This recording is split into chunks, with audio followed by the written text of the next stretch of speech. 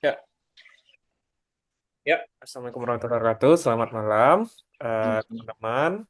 Jadi, sekarang kita udah di Trash episode ke-6 dengan Mas Irfan Masudi. Kalau minggu lalu di episode kelima kita ngobrol dengan Joshua Julian Damanik dari KAIS tentang eh, autonomous, no autonomous driver, tapi tentang robot, ya, tentang robot dan bagaimana pemanfaatan AI untuk navigation di robotnya juga. Nah, sekarang di sesi ke-6 ini kita akan ngobrol dengan Mas Irfan Mahmudi. Mungkin secara sekilas Mas Irfan ini adalah teman saya ketika di Eropa, eh, tapi beda negara ya. Mas Irfan ini dari Italia, Politecnico di Milano, survivor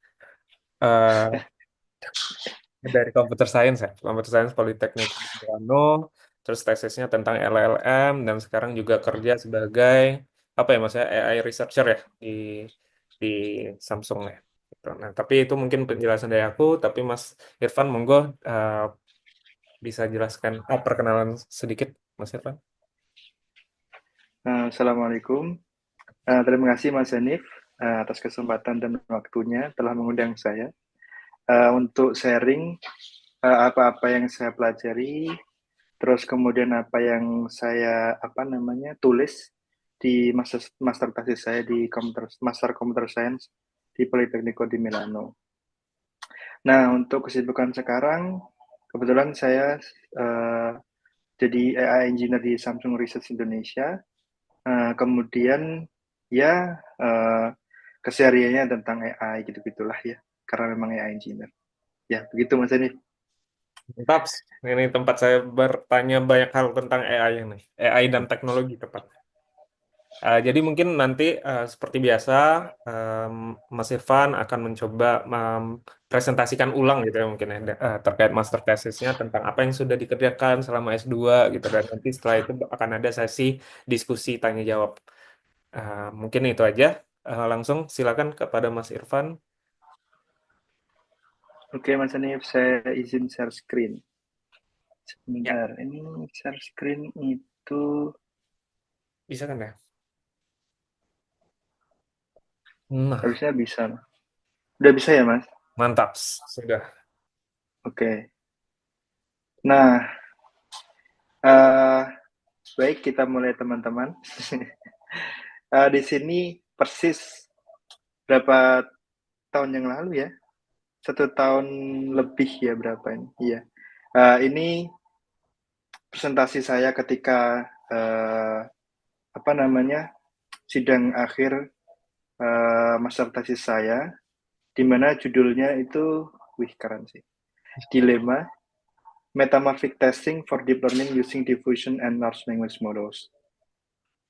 Nah, kebetulan waktu itu supervisor saya, Profesor Luciano Baresi, kebetulan beliau ini uh, sebenarnya profesor di software engineering yang sekarang sedang uh, go beyond gitu ya, memanfaatkan current technologies Hmm. atau yang sekarang lagi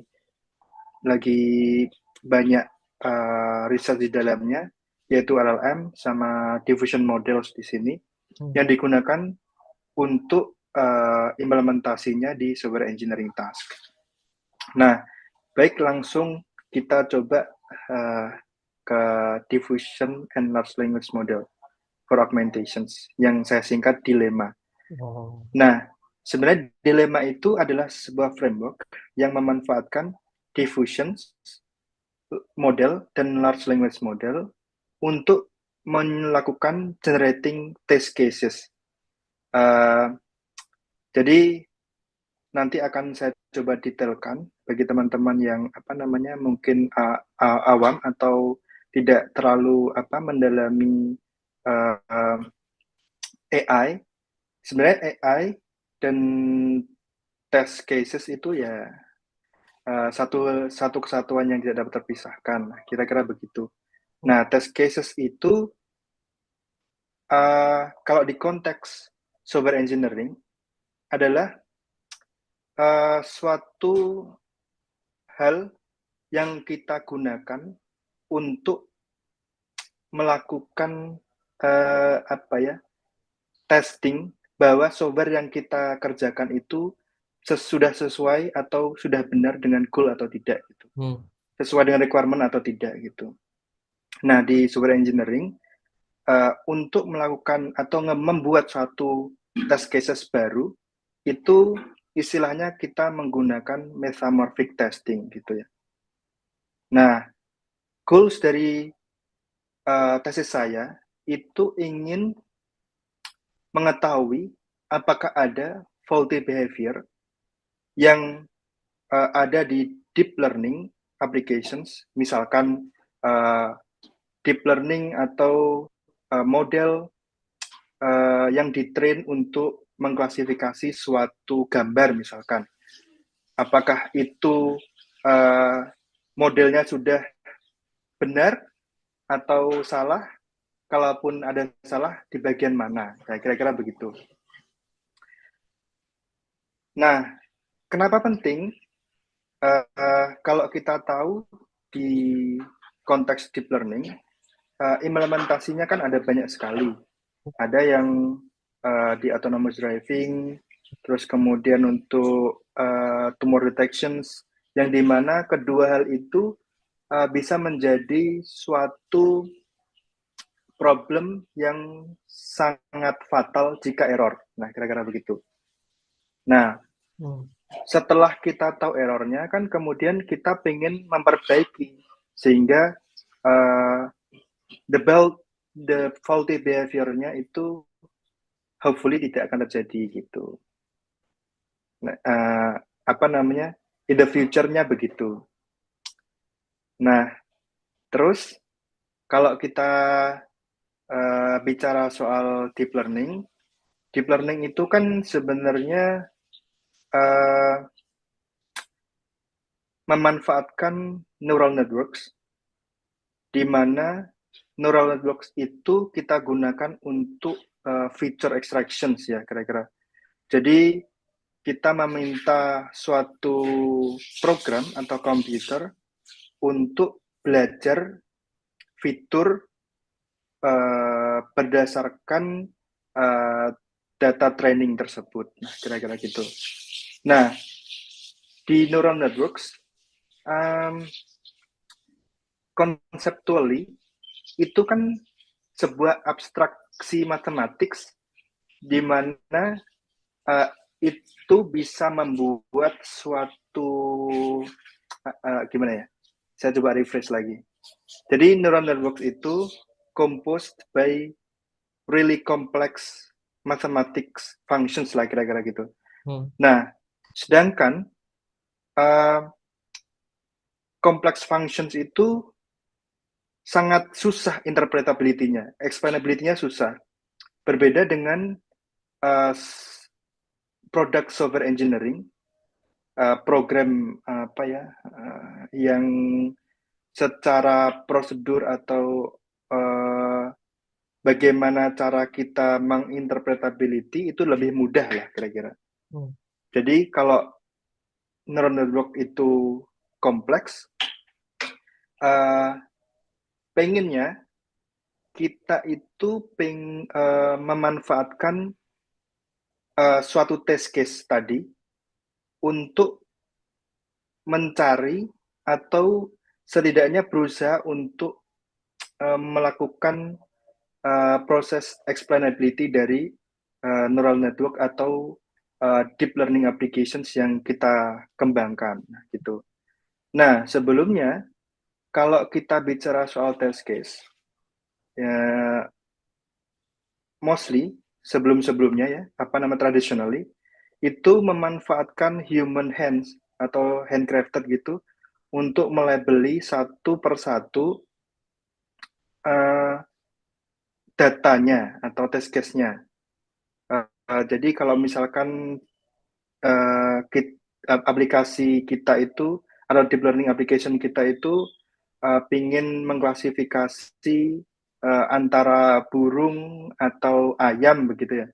Jadi Hmm. satu persatu kita melabelinya gitu. Oke. Nah, saya pinginnya atau kita pinginnya itu kita memanfaatkan data data yang sudah ada, terus kemudian sudah well labeled, terus kita ingin menggandakan itu gitu ya, Hmm. memanfaatkan yang sudah bagus, terus kemudian memanfaatkan uh, language model dan diffusion model untuk membuat data data data tes baru gitu. Hmm.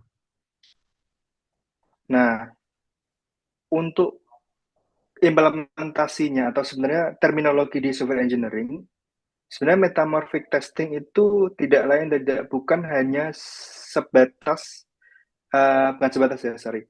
Jadi memanfaatkan proses transformasi. Kalau misalkan tradisionalnya itu, kalau di gambar itu bisa kita buramkan atau bisa kita stretch, kita putar dan sebagainya gitu. Nah, dengan catatan metamorphic relationship-nya itu harus tetap konsisten. Misalkan gambar ayam, kalaupun kita transformasi, itu harus terprediksi, harus maksudnya maknanya, sorry, bukan terprediksi, maknanya atau semantic meaning-nya itu harus sama dengan ayam, tidak boleh berubah, kira-kira Hmm. gitu. Jadi, uh, entah bagaimanapun transformasinya, kita nggak terlalu, apa namanya, concern di situ, tetapi makna atau semantic value-nya itu tetap sama. Oke. Nah, terus mudahnya kalau di konteks deep learning, metamorphic testing itu ya data augmentasi sebenarnya. Oke.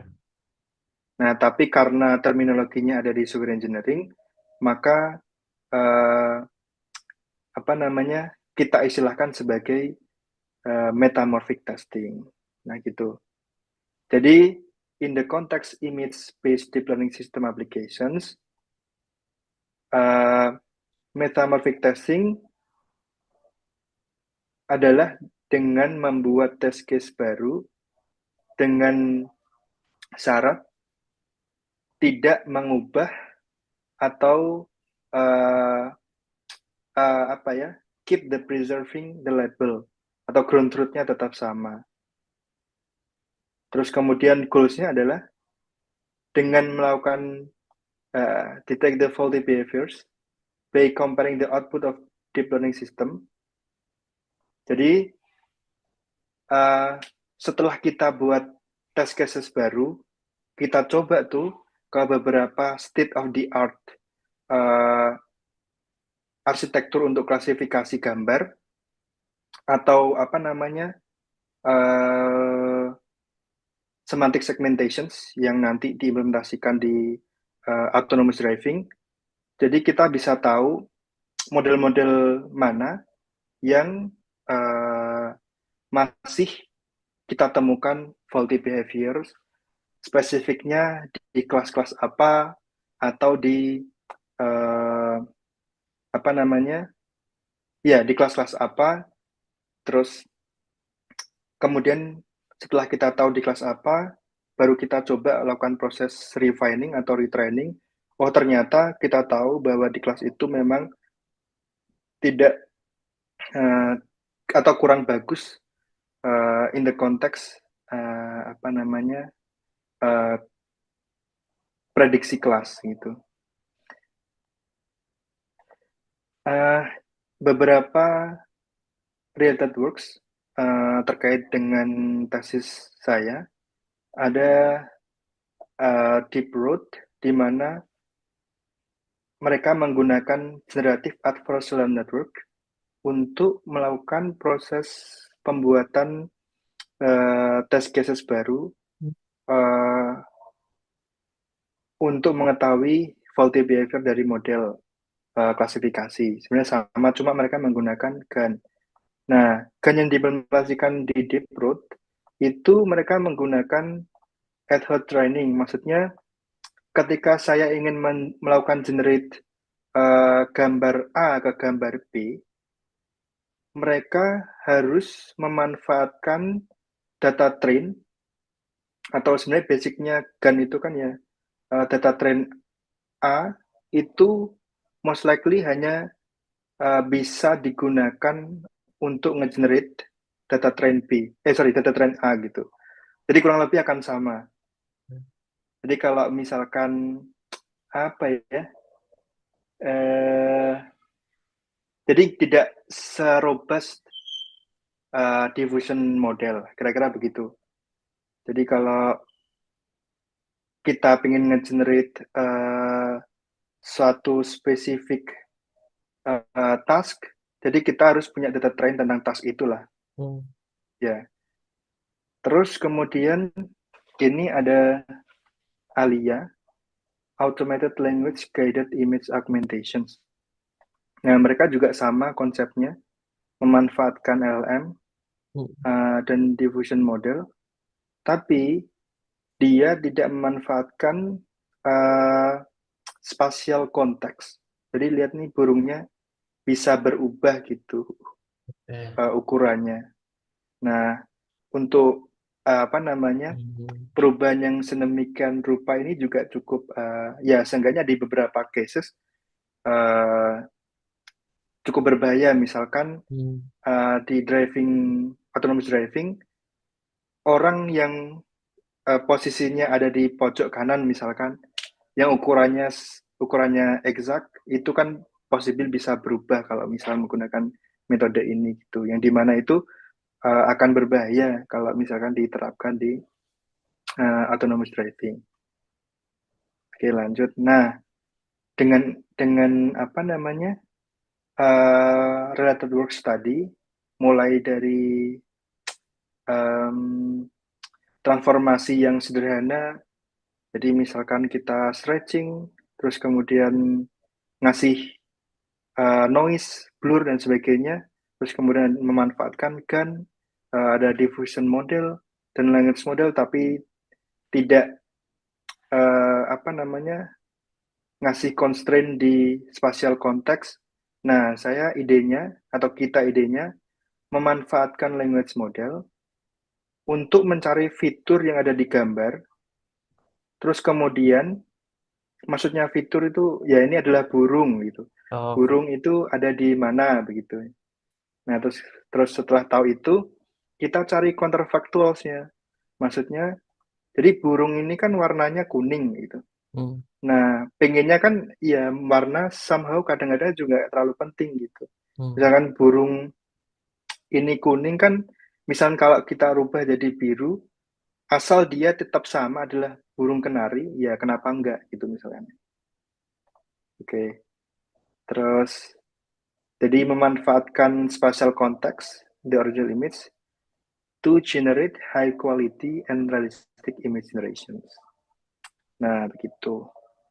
Uh, nah, ini adalah skema dilema Hmm. dari input image, terus kemudian kita punya captioning model. Jadi dari apa namanya visual atau image, kita mendeskripsikan image itu menjadi sebuah teks, terus kemudian memanfaatkan language model untuk mencari keywords, di mana keywords ini adalah kata yang ada di captions, di mana kata itu bisa diubah dan tidak mengubah sesuatu yang sangat penting gitu. Misalkan foggy. Foggy ini kan ya di dalam konteks uh, apa namanya autonomous driving ya menjadi tidak relevan untuk kita bisa mengendari apa namanya mobilnya itu untuk belok kanan atau belok kiri gitu kan Hmm. nggak terlalu menjadi hal yang penting gitu. Oke, benar. Nah terus kemudian ada dark, ada warna dari mobil itu juga nggak penting gitu kan. Nah setelah kita tahu itu hal-hal atau keywords yang bisa kita counterfactual, maksudnya apa ya? Bisa kita cari apa padanan, bukan padanan ya, sesuatu yang bisa kita ubah lah kira-kira counterfactual itu. Nah alternatifnya, misalkan gray car itu menjadi black car atau red car misalkan. Foggy jadi rainy atau snowy, dark jadi light and bright misalkan begitu. Terus kemudian kita memanfaatkan LLM lagi untuk mengubah, terus kemudian melakukan proses fitting. Jadi nggak hanya sekedar mengubah, tapi membuat suatu kalimat atau caption tadi itu jadi satu kesatuan kata uh, yang komplit gitu. Hmm. Jadi setelah setelah kita dapatkan uh, satu caption yang baru, terus kita memanfaatkan diffusion model untuk nge-generate suatu gambar baru berdasarkan input image dan keywords dan counterfaktual dari keywords yang di mana itu dicari oleh LLM. Nah, kalau kita lihat ini kan hasilnya kurang lebih sama ya.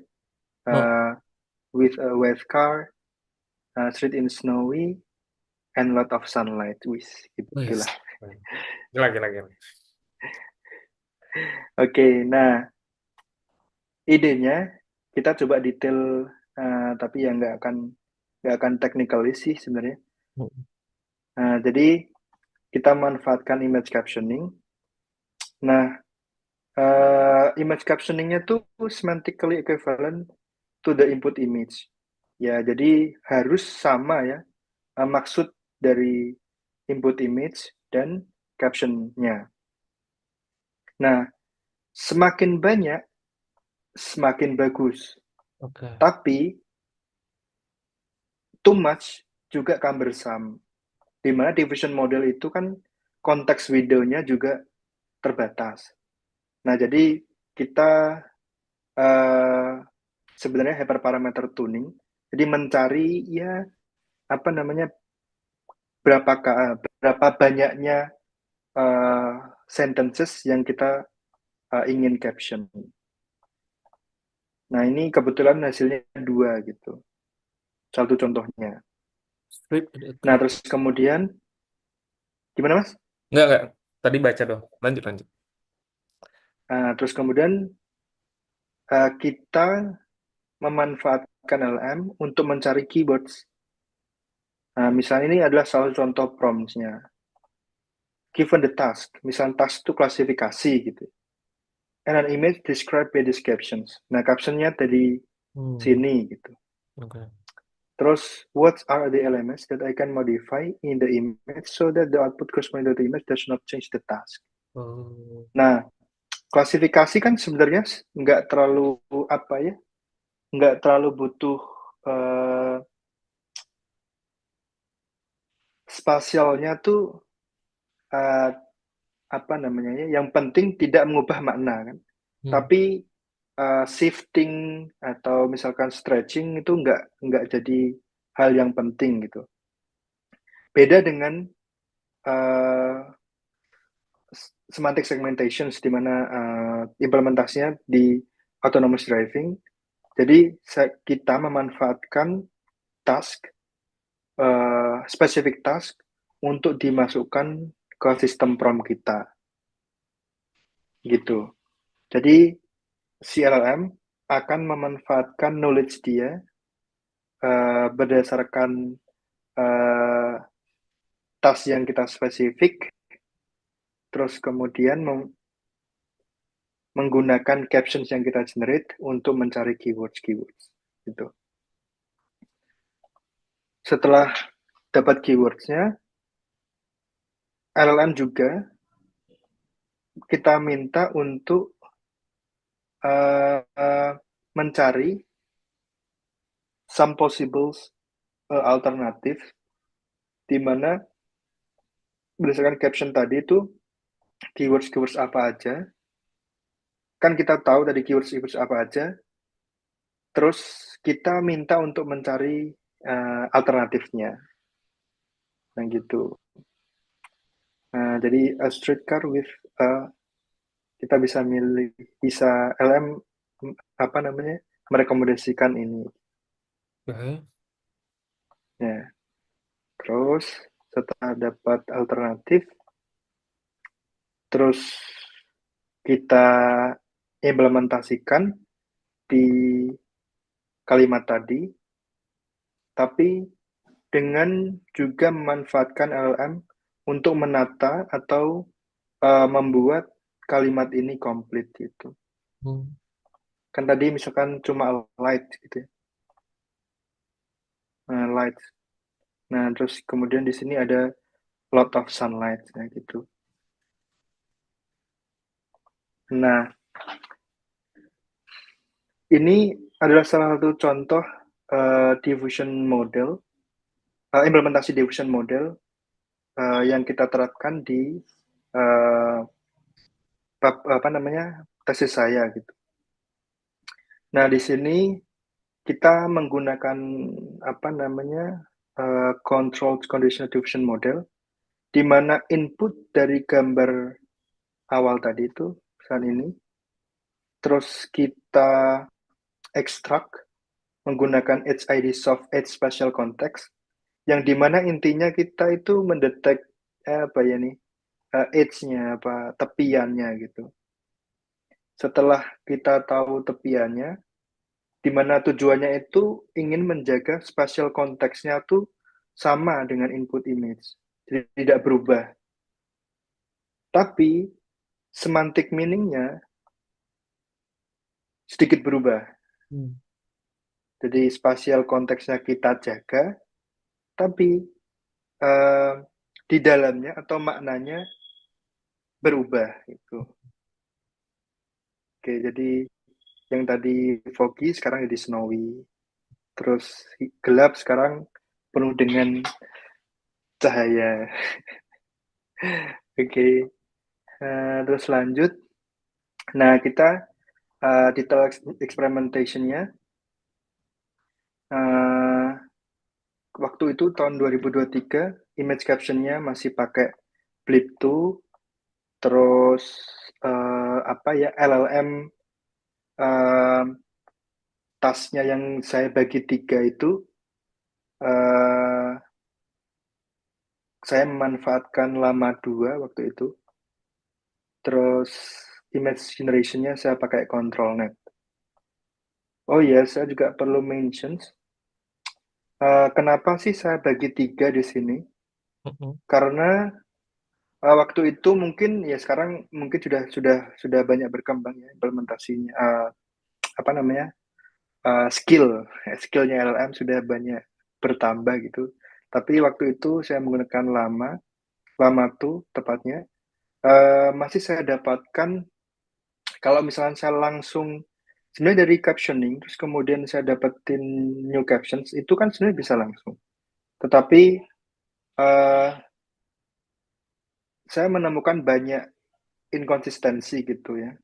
Jadi susah untuk mendapatkan satu new caption baru yang mendeskripsikan input image dan melewati banyak proses. Nah, akhirnya saya coba untuk uh, expand, apa ya, memecah satu proses yang ada di LLM menjadi tiga proses. Satu karena lebih mudah saya debugnya, terus Hmm. kemudian saya apa namanya menemukan bahwa di situ apa namanya sistem prompts yang saya coba exploit itu lebih apa ya lebih deterministik kalau satu persatu di kesimpulannya Hmm. lebih mudah kita debug dan lebih konsisten hasil dari generated LLM-nya. Oke, nah ini saya manfaatkan apa namanya virtual machine dari AWS sama apa namanya komputer dari lab lab apa namanya lab tesis labnya Profesor Baresi. Nah di sini kita coba menggunakan ImageNet 1K, di mana sebenarnya ini ImageNet ini sangat sangat fundamental, dimanfaatkan untuk benchmark uh, model untuk klasifikasi. Nah, di sini datasetnya itu ada 100 labels atau 1000 labels, berarti 1000 kelas. Nah, kita coba, kita generate 25 image per label, kita randomly select, terus kemudian kita coba, kita augment setiap selected image tadi menjadi 5 gitu. Berarti in total ada 125.000 image. Nah, model-model yang kita coba evaluasi itu salah satunya ada ResNet 18, ResNet 50, ResNet 152. Yang membedakan di antaranya ini hanya banyaknya parameter dan banyak dan size dari input dari model. Tapi ResNet itu salah satu, atau ResNet Family itu salah satu model yang digunakan sebagai benchmark atau state of the art untuk klasifikasi. Nah, ini untuk training. Nah, ini salah satu gambar-gambar yang ada di ImageNet 1K. Nah, kemudian ada shift dataset. Jadi ada dataset yang digunakan untuk eksperimental communities untuk nge-train, untuk nge-validate semantic segmentations task untuk autonomous driving. Nah, ini salah satu hasil dari dilema gitu. Jadi original image-nya ini, terus kemudian caption-nya kita dapatkan ini, terus new caption-nya ini kita temukan, kita generate satu burung baru yang berwarna biru. Gitu. Nah, di dalam konteks data test,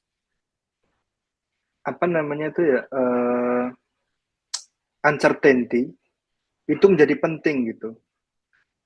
Jadi noise yang ada di gambar, maksudnya itu kan gambarnya sama tapi tidak sama, gimana? Semantiknya tuh sama tapi sedikit berbeda gitu. Nah, harapannya si ResNet tadi atau model yang kita tes itu harusnya tetap bisa mengklasifikasi burung ini dengan benar, meskipun ada sedikit perbedaan. Gitu. Warna branch-nya kan sedikit berbeda, tapi konteks sebagai burung dia tetap sama. Nah, ini salah satu contohnya. Nah, original image ini adalah kelas Goldfinch. Terus kemudian kita gunakan dilema untuk augment image dari input image. Ternyata si ResNet 18 bisa gitu untuk image untuk augmentasi yang pertama. Kemudian augmentasi yang kedua, ternyata salah. Dia memprediksinya sebagai B-Eater. Padahal ya nggak jauh berbeda kan harusnya. Nah, ternyata ya itu bisa menyimpulkan bahwa ResNet 18 ternyata tidak sebagus itu. Nah, dari kita coba generate 125.000 augmented data, kita menemukan ada 53% misclassified data augmentasi, di mana hasil ini cukup tinggi gitu. Okay. Daripada uh, dari original data aja sudah tinggi, terus kemudian dari augmented data kita menemukan lebih tinggi lagi. Nah, ini kan berarti ada satu hal atau faulty behavior kita temukan. Nah, terus untuk shift dataset yang kita gunakan untuk semantic segmentation, begini. Terus karena semantic segmentation itu sebenarnya kita mengklasifikasi setiap pixel, Mas ini. Oke. Jadi setiap pixel dari gambar ini masuk kelas apa gitu. Nah, kita temukan ada 24% misclassified pixel. Nah, itu. Nah, ini kesimpulannya kita temukan banyak faulty behavior. Terus next-nya berarti kan kita ingin ini Mas, itu ngevalidity. Hmm. Bener gak sih yang salah ini itu bisa diklasifikasi secara benar oleh manusia? Kan begitu harusnya, golden ways-nya. Jadi dilema Ya. tidak hanya nge-create suatu test case baru yang asal tapi valid gitu. Nah, waktu di tesis saya belum sempat memanfaatkan ini Amazon Mechanical Turk itu crowdsourcing. Apa ya? Bukan crowdsourcing. Jadi kita meminta manusia untuk ngevalidate hasil dari generated dilema apakah valid atau enggak dengan memberikan questionnaires. Ya. Jadi kita kasih sesuatu yang salah, terus kita kasih kelas yang benar dan kelas yang salah dan diprediksi oleh ResNet family tadi misalkan. Jadi misalkan kalau di sini, jadi kita kasih Goldfinch sama Peter. Kalau misalkan orangnya ngeklik Goldfinch, oh berarti valid gitu. Hmm. Kalau Peter, oh berarti tidak valid. Nah itu ada di paper saya As. itu Mas. Nah ini paper yang kita submit di ICSE. Apa itu International Software? Apa sih ICSE? Apa namanya? Ini setelah tesis, Iya Mas, jauh setelah improve lagi. tesisnya di sinilah ya. Gimana? Setelah tesis diimprove lagi, berarti ditambah lagi yang si crowdsourcing. Iya, ditambah lagi. Betul. Keren. Nah, yang di sini eh, apa namanya? Setelah kita coba snack, pipeline-nya sama, nggak ada bedanya. Cuma ini apa ya? Oh, ini contoh itu ilustrasi. Kalau classifications tuh ya, yang penting label dari misalkan car, ya itu akan sama gitu. Sedangkan kalau segmentasi, semua kelas yang ada di gambar itu harus benar. Nah, ini salah satu evaluasinya di can dilemma generate valid and realistic test case from basis data. Terus effectiveness-nya, jadi misalkan setelah kita generate, apakah kita bisa tahu weakness dari SOTA DL models, dan kemudian setelah kita tahu faulty behaviors-nya, apakah kita bisa improve, nah gitu. Hmm. Uh, nah ini adalah hasil dari memanfaatkan Amazon Mechanical Turk untuk ngevalidasi ya. Kita minta manusia untuk ngevalidasi hasil dilema tadi. Nah, kita coba di apa namanya? Kita validasi ternyata 99,7% menyatakan valid gitu. Terus ada 17,3% yang uh, apa namanya? Yang tadi itu Mas saya jelaskan kalau kita ngasih gambar yang benar, gambar yang diprediksi salah oleh ResNet itu apakah valid juga ke manusia gitu. Kalau misalkan apa namanya invalid transformations, berarti memang terjadi uh, destruktif gitu ya. Misalkan harusnya gambar ini macan ternyata jadi kucing gitu. Hmm. Bahkan manusia saja nggak bisa gitu. Tapi porsinya hanya 17,3%. Nah gitu. Terus untuk yang shift atau autonomous driving, jadi kita mencari kelas-kelas yang krusial, vehicle, pedestrian, sama road gitu. Caranya dengan, nah ini saya agak lupa nih mas.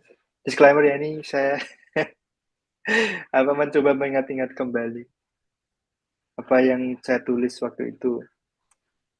Uh, ya intinya waktu kita ngevalidate, jadi nggak semua hasil questionnaires dari orang itu kita anggap benar. Jadi kita memanfaatkan uh, apa ya consensus rate gitu. Jadi misalkan ada uh, jadi nggak semua kita anggap benar kalau ya jadi satu test case-nya nggak kita anggap benar kalau misal 3 dari 5 salah gitu. Jadi harus di atas apa namanya 3 dari 5 benar gitu. Oke. Terus kita coba retrain ulang. Tadi kan research question-nya testing effectiveness-nya. Kita coba retrain ulang. Oh ternyata dengan apa namanya kita retrain ulang, ResNet family bisa meningkatkan akurasi sebesar ini gitu.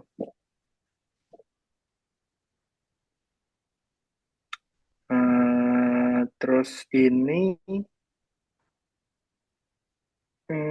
confusion matrix, di mana ini adalah true label Ya. yang di bagian kiri, terus yang bagian bawah adalah predicted gitu. Jadi kalau semakin tinggi semakin bagus. Nah, ketika menggunakan dilema, kita tahu ada beberapa hal yang ternyata oh ini berbahaya gitu. Oh ini banyak errornya, sorry bukan berbahaya. Mana ya? Expose faulty behavior resembles semantic classes where the model. Oh ya nih, set works-nya di awal 97% benar, dan ternyata ketika kita pakai dilema, kan kita tahu dilema tadi udah valid. Nah, Mm-mm. terus kita coba di semantic segmentations, ternyata 38%.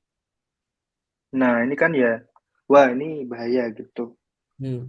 Ternyata kita tahu ada problem di situ gitu. Dan banyak lagi. Nah, tadi yang ini adalah kita manfaatkan pixel wise. Terus ini adalah kita menggunakan IOU itu intersections over union. Jadi gampangnya kita ingin mencari mana ya contohnya.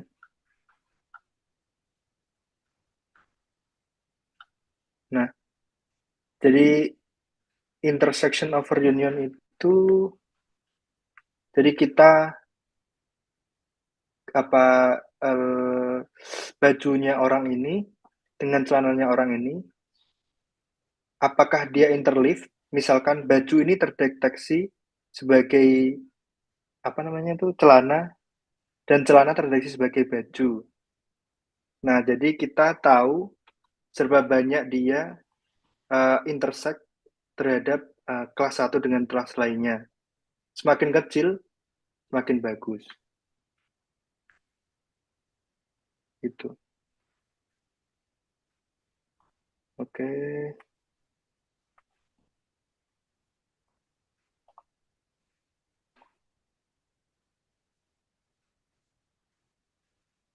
Ya, terus apa lagi ya, Mas? Oh, ini.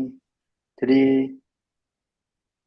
untuk ngecek validity-nya tadi kita manfaatkan Amazon Mechanical Turk. Terus kemudian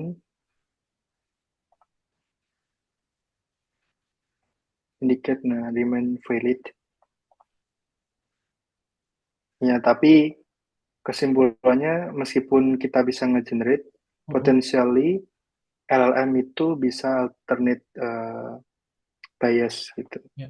Warna misalkan dia ChatGPT itu suka warna biru terus gitu misalnya. Jadi hasilnya gambarnya gambar yang apa namanya kita augmentasi Mm-mm. kecenderungan punya gambar biru. Ya, itu Mas kira-kira Mm. sudah selesai. Wih, terima kasih banyak Mas Irfan. Oh Apa? ya ini kalau misalkan teman-teman Nah, pengen apa namanya uh, source code-nya saya open atau kita open mana ya? Oh ini kenapa open? Emang oh, ada kayak emang lazim aja di situ open. kalau di apa namanya AI itu malah banyak yang open source sih Mas. Oh, Ini karena kita masih open baru ya. source kita iya tinggal pakai kalau mau ngebuat ya itu udah harusnya sih udah jalan 2 years Gitu. ago Mas. Wih, kita capture dulu. Oke. Ke- Gimana Mas? Oh, boleh nanti minta linknya ya berarti ya. Siapa tahu nanti ada yang mau Eh, tadi yang sebenarnya di sini udah ada di papernya. oh di paper ada. Oke.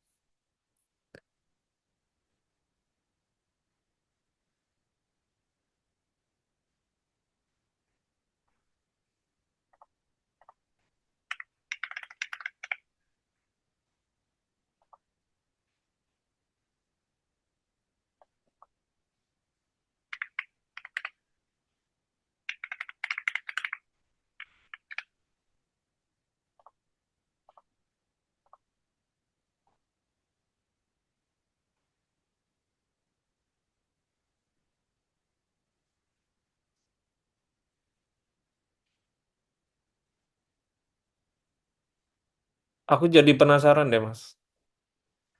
Sebentar ya. Jadikan ini yang aku tangkap ya. Jadi, Ya, hmm, saya Mas. matiin. Ya, siap. Thank you banget, Mas. Penjelasannya teknis banget ya sebenarnya. Em, Gimana cara matiin Mas? dan susah Udah sebenarnya. mati.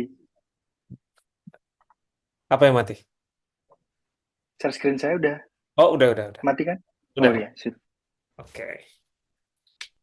Ya, makasih banget, Mas Irfan. Aku jujur jadi kayak kebayang. Oh, berarti ini salah satu apa ya istilahnya?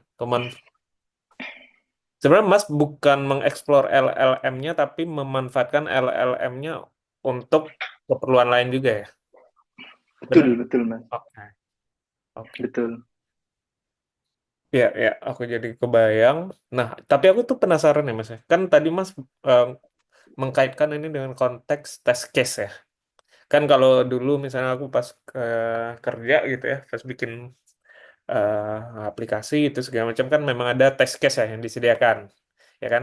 Dibikin test Hmm, case oleh QA gitu, eh, automation QA automation, ya automation QA lah, automation QA dibikin test case segala macam, terus di running kan berapa kali gitu, supaya nanti ya, dilihat nih, oh ini udah benar nih segala macam, udah sesuai dengan yang dijalankan gitu. Nah tapi kalau yang Mas buat ini berarti sebenarnya adalah justru bikin gimana caranya si dilema ini tuh bisa menghasilkan dataset yang banyak.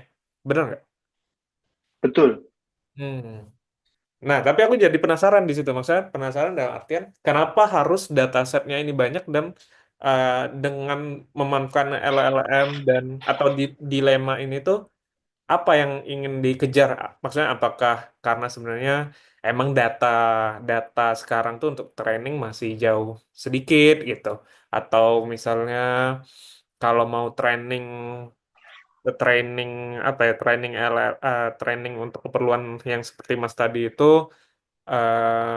misalnya costnya gede, misalnya kayak itu uh, kenapa maksudnya kita butuh dataset yang banyak dan di generate oleh AI gitu. Oke, Mas Arif. Tadi di awal sebenarnya goals-nya kan satu, ngebuat data itu kita gunakan untuk mencari faulty behavior. Hmm. Nah, satu itu. Terus di tesis, sorry, di apa namanya, di paper saya, setelah kita tahu faulty behaviors, terus kita coba ngebuat test case itu, I mean, test case-nya, misalkan faulty behaviorsnya si model ini itu jelek untuk kelas-kelas burung gitu. Mm-mm. Jadi kita memanfaatkan dilema untuk ngebuat uh, data tes baru atau data training baru untuk khusus kelas burung. Sehingga Hmm. model ini akan lebih robust Ya. gitu untuk mengklasifikasi kelas burung. Ditambah lagi tadi dua ya. Yang ketiga kan untuk ngebuat data train atau data test atau data lah ya Mas, pada umumnya itu kan mostly kalau gambar itu kan setahu saya lebih masih banyak menggunakan manual labeling. Jadi satu-satu tuh Mas. Di gambar ini kita label label apa, gambar ini label apa. Nah, pinginnya dengan adanya dilema kita bisa scalable dan otomatis gitu. Hmm. Di kita run dilema sehari gitu bisa dapat banyak data baru gitu. Hmm. Berarti emang lebih ke apa ya? Ya memang kepertimbangan ini aja ya, teknis ya maksudnya memang dataset yang untuk yang aku bayangin tuh berarti misalnya taruh tadi Mas bilang kita tuh butuh burung kanari tapi datasetnya yang lebih banyak gitu. Nah, karena emang datanya tuh nggak sebanyak itu makanya perlu dibikin di generate gitu ya supaya data yang tersedia jadi lebih Mm-mm. banyak gitu. Walaupun PR-nya adalah berarti memastikan data yang di generate ini itu adalah data yang valid gitu ya. Iya betul, betul mas. Udah bisa aku lulus polimi. Oh, Saya berusaha untuk ini mas apa namanya menjelaskan dengan tidak teknikal iya. karena kan nanti kalau pengen teknikal bisa baca papernya mungkin ya gitu. Hmm. Oh, susah. Tidak. Terima kasih. Oh tapi mungkin tadi kayaknya saya salah salah salah ini deh mas soal intersections over union. Tadi Hmm. saya bilang apa ya lebih kalau lebih gede lebih jelek ya kebalik harusnya. Ya Hmm. gitulah klarifikasi aja. Oke, Nanti siap. saya dihujat netizen. Kayak Mas jelasin itu pas aku lagi ini lagi beli paket Zoom. Ya, aku nggak dengar pas bagian itu. Tapi makasih Mas infonya. Nah, kita tuh kalau di sini kita itu suka sekalian bertanya juga sih sebenarnya kan karena apa ya, yang memang yang mengisi juga teman-teman yang memang melakukan tesis atau PhD gitu di luar gitu ya. Nah, aku pengen tahu sih sebenarnya kalau dari Mas Irfan sendiri, sebenarnya riset seperti Mas Irfan ini tuh eh, sejauh apa sih, maksudnya secara globalnya dan juga di Indonesia sebenarnya sejauh apa sih gitu. Mungkin ada bayangan nggak? Maksudnya sejauh apa itu gimana, Mas? Banyak yang riset semacam ini gitu. Iya, banyak yang riset semacam ini atau eh at- ya mungkin itu dulu deh. Kalau riset semacam ini sih setahu saya dari beberapa citations, misalkan tadi itu ada Alia, Alia itu apa Oh, dia? Alia ya. Itu tadi itu mana ya? Oh, Alia tuh yang ini ya, nggak ada spasial. Yang, iya begitu. Nah itu saya nggak tahu. Seingat saya itu dia itu Meta apa ya? oke. Kalau di luar itu drivernya berarti banyak kan perusahaan juga ya. Iya, nggak juga juga sih Mas. Sebentar, saya juga lupa ya. Saya takut, bentar saya coba cek dulu Mas. Hmm, Neurips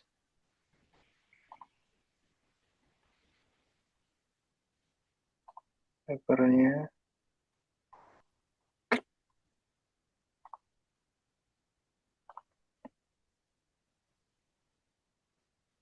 kampus, oh ya kampus Berkeley.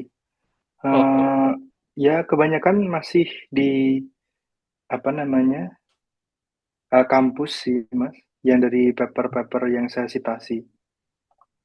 Iya,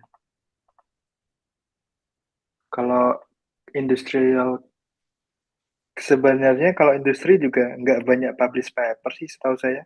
Hmm, Kan goals-nya tuh komersialisasi, jadinya komersialisasi. lebih baik dipatenkan dulu atau gimana gitu.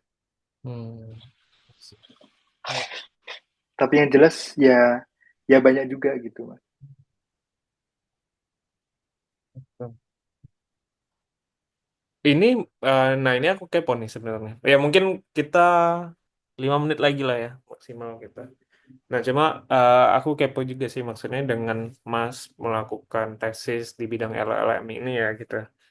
Eh, dan sekarang Mas juga balik ke Indonesia juga ya gitu. Dan seberapa relevan sih apa yang Mas lakuin gitu dengan yang Mas kerjain sekarang gitu atau mungkin justru yang Mas lakukan pas kuliah nih jauh lebih advance atau beyond daripada misalnya yang di kerjaan atau sebaliknya gitu. Mungkin bisa cerita. Sebenarnya kalau konteks saya di master itu dan tesis saya itu sebenarnya kan menurut saya tidak apa ya Mas ya, tidak bisa saya compare serta-merta gitu ya saya Hmm. pikir.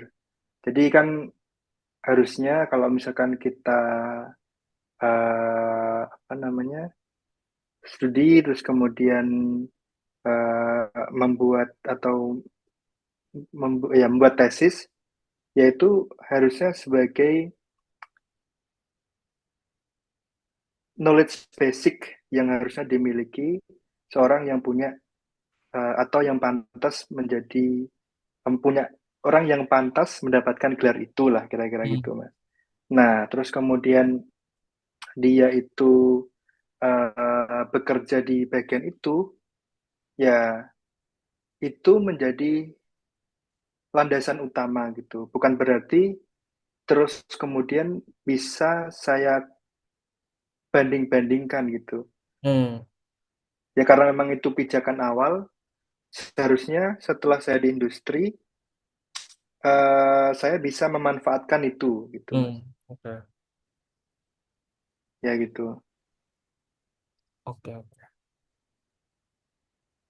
Karena Dan juga setahu saya, em, industri yang mana dulu Mas? Maksudnya hmm. kalau industri yang berkaitan dengan AI secara apa ya, mendalam, Hmm. maksudnya seperti OpenAI, terus Anthropic dan macam-macam itu, atau bahkan Samsung gitu ya. Eh, Ya mereka mengembangkan LLM sendiri, Oke, memanfaatkan eh, apa ya deep understanding untuk generate LLM atau membuat LLM arsitektur LLM gitu. Sedangkan banyak industri misalkan di Indonesia yang saya tahu gitu memanfaatkan LLM untuk menyelesaikan suatu task tertentu. Nah itu menurut saya juga dua hal yang berbeda, tapi dua-duanya juga cukup challenging gitu. oke, Jadi nggak bisa misalkan ngebuat LLM itu lebih wow daripada hanya sekedar memanfaatkan. Yaitu juga nyatanya juga windsurf jadi rebutan kemarin, kayak gitu. Kursor juga jadi, atau Lovable lah yang baru, lovable.com itu mas.